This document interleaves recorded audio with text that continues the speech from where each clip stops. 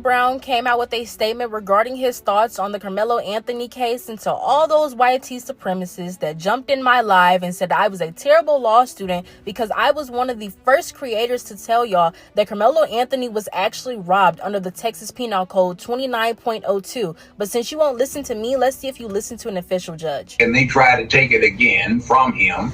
That's a robbery. In other words, the taking of the property of another by use of force or violence.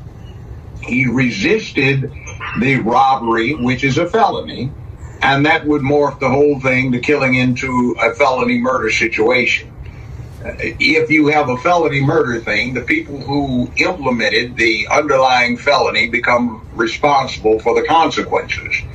For instance, if there is a proprietor, or a manager, or an employee in a liquor store, and some people come in to hold up the liquor store, and there's a shootout, and one of the bullets fired by the proprietor, the manager, or an employee miscarries and kills an innocent person on the sidewalk. Well, under the felony murder thing, the employee, manager, or whatever is not charged with the homicide. The people who are charged with the homicide are the ones that started the robbery.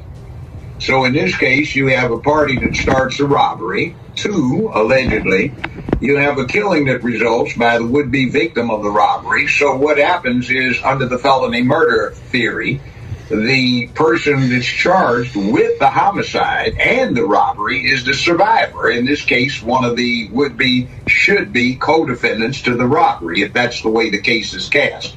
The whole thing about the $1 million bond is absolutely ridiculous, because under the Fifth Amendment, bonds shall be reasonable, and reasonable has been interpreted for the last 230 years by the U.S. Supreme Court and most appellate courts as meaning simply enough to ensure that a person shows up until the charges are disposed of. No